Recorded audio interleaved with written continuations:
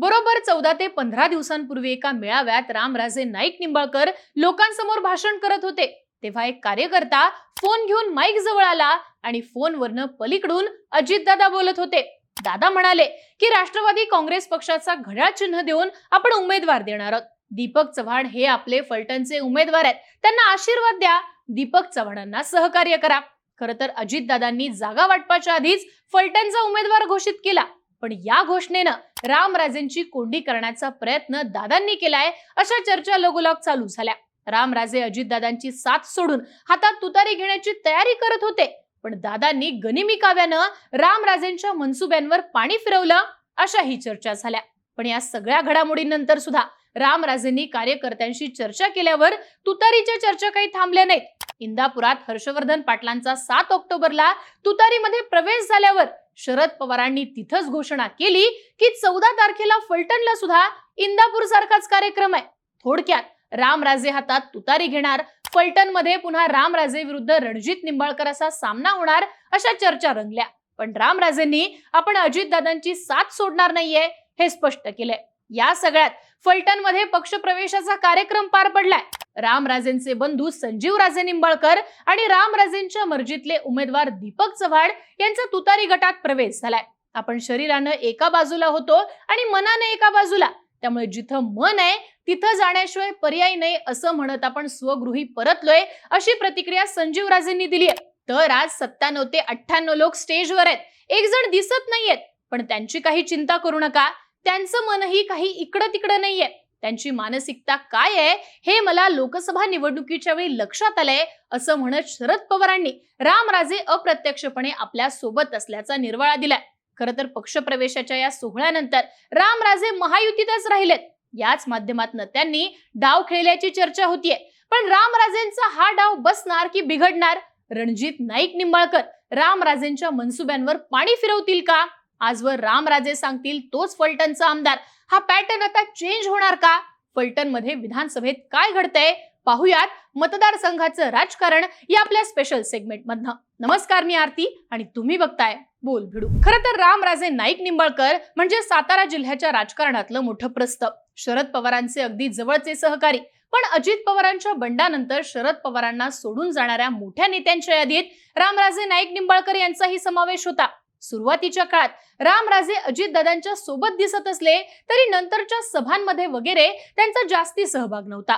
तो स्थानिक राजकारणामुळे राज्यात जरी रामराजे महायुतीत असले तरी फलटणमध्ये रामराजे विरुद्ध रणजित निंबाळकर हा टोकाचा वाद आहे. त्यामुळे लोकसभेला याच वादाचा पहिला अंक सबंध महाराष्ट्राला दिसला. रामराजेंनी सुरुवातीला उघड रणजित निंबाळकरांच्या विरोधात मोहिते पाटील घराण्यातला उमेदवार मैदानात आणण्यासाठी प्रयत्न केले. जिल्ह्यातल्या नेत्यांची मोट बांधली, पण मोहिते पाटील निवडणुकीच्या मैदानात आले आणि रामराजेंनी बॅकसीट घेत फक्त सूत्र हलवली. रामराजेंच्या घरातली सगळी मंडळी मोहिते पाटलांच्या प्रचारात सक्रिय झाली. रणजित निंबाळकरांचा पराभव करत रामराजेंनी पहिल्या अंकात विजय मिळवला खरा, पण फलटणमधनं धैर्यशील मोहिते पाटलांना लीड देण्यात ते सपशेल अपयशी ठरले. त्यामुळे फलटणच्या स्थानिक राजकारणात डाव मारला तो रणजित नाईक निंबाळकरांनी. प्रचंड टोकाचा विरोध असताना सुद्धा त्यांनी तब्बल फलटणमधनं 16,928 मतांचं लीड मिळवलं. गत टर्म पेक्षा 15,716 मतं अधिकची मिळवली. आणि इथंच सुरू झाला वादाचा दुसरा अंक. माढ्याची खासदारकी गेली असली तरी रणजित निंबाळकरांनी होम ग्राउंडवर म्हणजे फलटणच्या विधानसभेत महायुतीकडनं आपल्याच मर्जीतला उमेदवार उतरवण्याची तयारी सुरू केली आहे. खरं तर फलटणचं राजकारण सांगायचं तर 1995 पासून सलग 3 वर्ष रामराजेंची तिथं अनभिषिक्त सत्ता आहे. 3 वेळा ते स्वतः इथनं आमदार म्हणून निवडून आलेत. 2009 ला मतदारसंघ पुनर्रचना झाल्यावर राखीव झालेल्या फलटणमधनं सलग 3 टर्म दीपक चव्हाण हे रामराजेंच्या बर्जीतले उमेदवार सातत्याने निवडून येत आहेत. यंदा सुद्धा दीपक चव्हाणच मैदानात असणार हे स्पष्ट होतं. अजितदादांनी तर उमेदवारी सुद्धा घोषित केली, पण कार्यकर्त्यांच्या आग्रहाखातर आणि जिंकण्याच्या शक्यतेवर त्यांनी तुतारी घेतल्याचं सांगितलं जात आहे. दुसरीकडे गेल्या अनेक दिवसांपासून धनगर खाटीक समाजातनं येणाऱ्या सचिन कांबळे यांना सोबत घेत रणजित नाईक निंबाळकरांनी फलटण मतदारसंघ पिंजून काढलाय. सचिन कांबळे यांचे वडील RSS मध्ये सक्रिय सदस्य होते, त्यामुळे कांबळे यांच्या पाठीमागं RSS ची ताकदही असल्याचं सांगितलं जातं. RSS आणि निंबाळकर अशा दोघांनी मिळून रामराजेंना शह देण्यासाठी कांबळेंना मैदानात आणले. सुरुवातीला अजित पवारांकडे फलटणची जागा गेली आणि दीपक चव्हाण उमेदवार असतील तर सचिन कांबळे बंडखोरी करून अपक्ष लढतील अशा चर्चा होत्या. पण आता दादांचा उमेदवार शरद पवारांनी पळवलाय, त्यामुळे महायुतीत ही जागा आपल्याकडे घेण्याचा रणजित निंबाळकरांचा आणि भाजपचा डाव सोपा झालाय. थोडक्यात गेल्या काही दिवसांपासून रामराजेंचा एक उमेदवार, रणजित निंबाळकरांचा एक उमेदवार आणि शरद पवारांचा एक उमेदवार अशी तिरंगी होऊ शकणारी लढत आता शरद पवारांचा एक आणि रणजित निंबाळकरांचा एक उमेदवार अशा टप्प्यावर येऊन ठेपली आहे. पण या सगळ्यातला महत्वाचा प्रश्न, रामराजे नाईक निंबाळकरांची महायुतीत घुसमट होत असताना त्यांनी हातात तुतारी का घेतली नाही?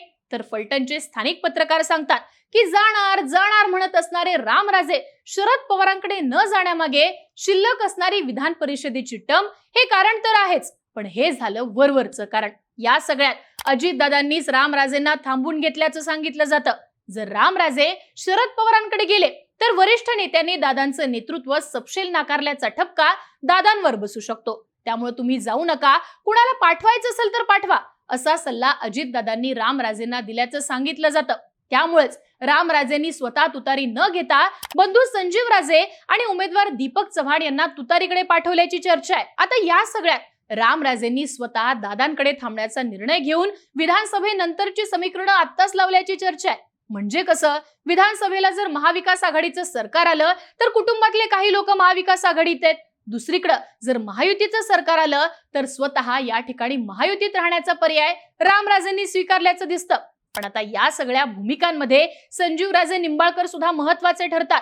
राज्य पातळीवर रामराजेंचा वर्चस्व असला तरी फलटणच्या स्थानिक राजकारणावर संजीवराजेंचा चांगलाच होल्ड आहे. संजीवराजे निधीपासून ते स्थानिक राजकारणासंदर्भात निर्णय घेत असतात आणि रामराजे त्याला तथास्तु म्हणतात असं स्थानिक पत्रकार सांगतात.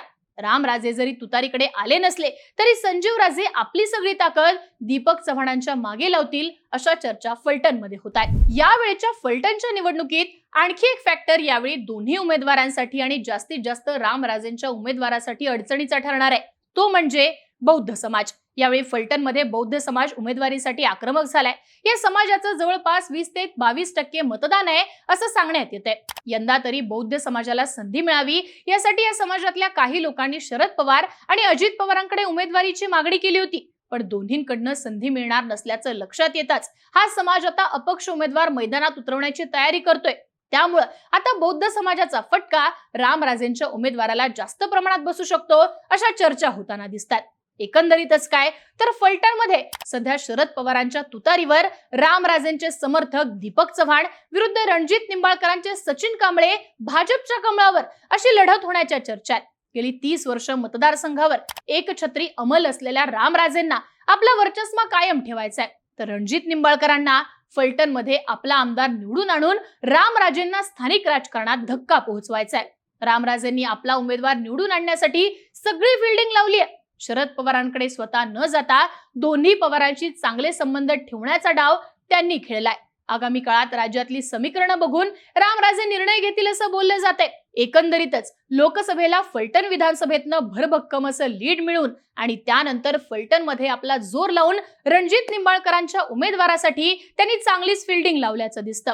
सध्याची परिस्थिती पाहता फलटणमध्ये यंदा रामराजेंच्या उमेदवारासाठी डाव हा सोपा नाहीये हे मात्र निश्चित आहे. तुम्हाला काय वाटतं, फलटण मतदारसंघातनं यंदा कोणाचा आमदार निवडून येणार, रामराजेंचा की रणजित निंबाळकरांचा? या संदर्भातल्या तुमच्या प्रतिक्रिया कमेंट बॉक्समध्ये लिहून नक्की कळवा आणि प्रत्येक मतदारसंघाचं राजकारण जाणून घेण्यासाठी बोलभिडूच्या YouTube चॅनलला नक्की सबस्क्राईब करा.